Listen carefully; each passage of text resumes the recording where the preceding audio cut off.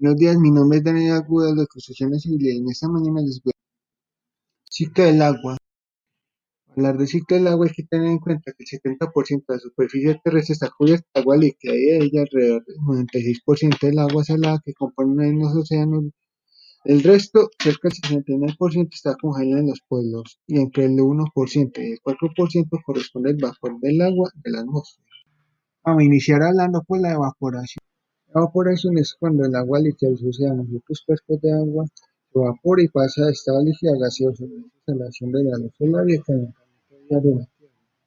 Esto quiere decir que cuando los rayos del sol impactan el agua, esto se evapora gracias al calor que producen estos rayos.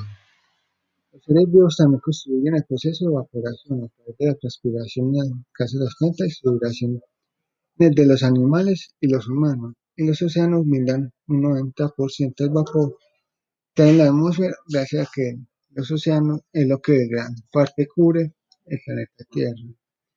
Los seres vivos, especialmente las plantas, aportan. Por tanto, los lagos y ríos aportan un porcentaje menor y otro menos los glaciales y hielos. Lo que sigue en el ciclo del agua es la condensación. Después de que el agua se evapora, las moléculas del agua en la atmósfera se desplazan a enormes distancias al esparcirse por los vientos en distintas direcciones.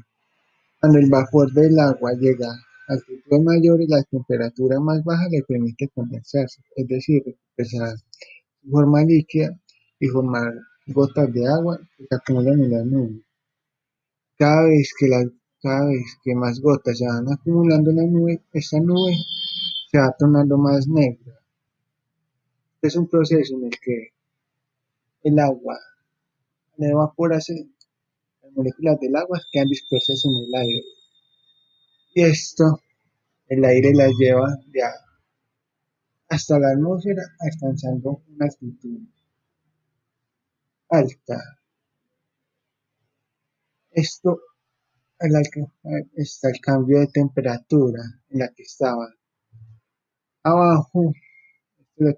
Esto le permite condensarse.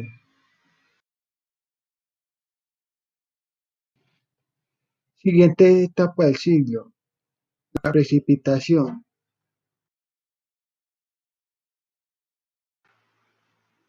El viento mueve las nubes. Debido a cambios de presión y temperatura, las nubes dejan caer el agua acumulada en forma de lluvia.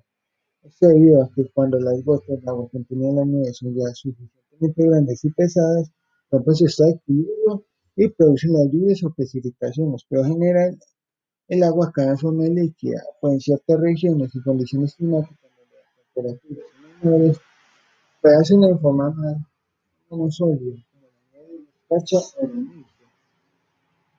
Las precipitaciones líquidas son cuatro. La lluvia. Las gotas son gruesas que pueden ser continuas, intermitentes o aisladas o generadas.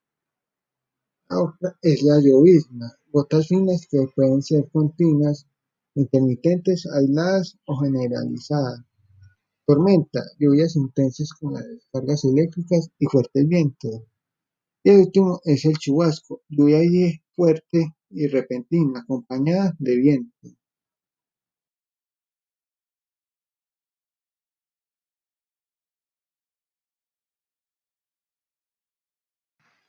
La precipitación en lugares que son muy fríos, como Canadá, Estados Unidos, otros países que tienen las cuatro estaciones, específicamente la estación de invierno, donde la capa inferior de la nube está por debajo de 0 centígrados, el hielo se aglutina en masas algodonosas, transformándose en copos de nieve y se produce una nevada.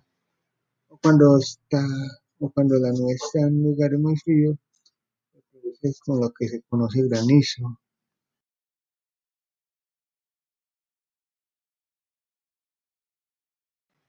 Siguiente paso en el ciclo del agua, la infiltración.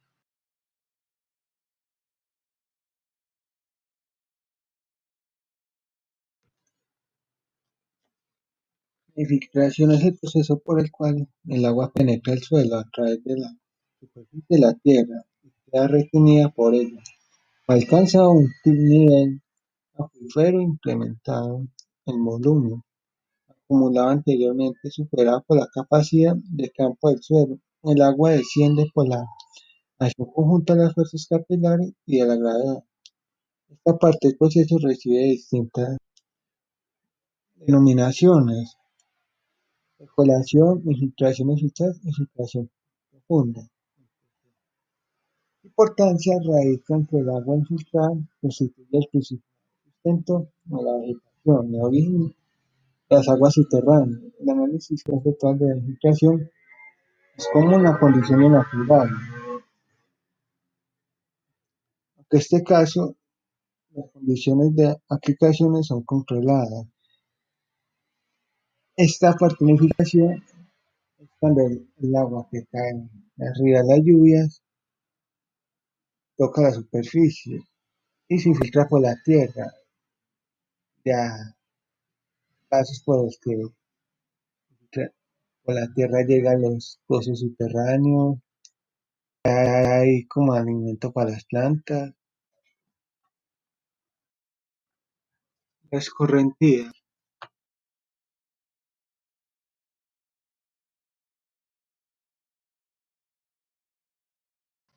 el agua que cae del cielo, o sea, las lluvias, la superficie terrestre se moviliza cuesta abajo por la superficie del terreno a través de diversos métodos. Esto forma un comportamiento el cual del suelo estén saturados de agua. La escorantina superficial es una de las principales causas de erosión. Suele ser particularmente dañina en suelos profundos, como los arcillosos y en zonas con una cubierta vegetal escasa. La escorantía es capaz de transportar sedimentos también.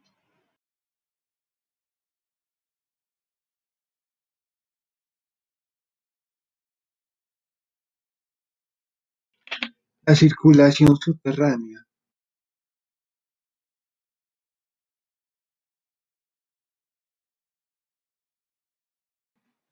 Circulación subterránea. Al igual que la escorrentía, el agua se mueve a favor de la gravedad, hacia donde está inclinado el suelo. En ese caso, el agua se filtra a través de los poros de la tierra y luego se desplaza por el subsuelo, en ocasiones incluso a través de rocas permeables. La velocidad en caso de las aguas subterráneas, el desplazamiento del agua es menor, debido a que tienen que moverse entre poros y grietas existentes en la roca. En cambio, el desplazamiento de las aguas superficiales es bastante más rápido, midiendo en metros por segundo, comparado con el de las aguas subterráneas, que oscila entre 3 y 30 metros al día, dependiendo del terreno. El recorrido de las aguas subterráneas se verá modificado en función de la permeabilidad de las rocas en las que se cruce. Frecuentemente, el nivel freático puede ser interrumpido por el relieve originando fuentes y lagunas.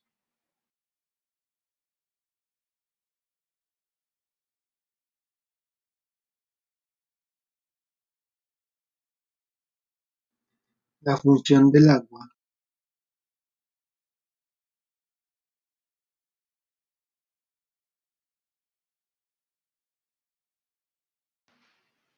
La fusión se refiere a la transformación del agua de su estado sólido a líquido, cuando produce deshielo. Así, el derretimiento de los hielos en las estaciones cálidas, como ocurre en los polos y en las regiones continentales heladas, devuelve el agua a su punto inicial del ciclo.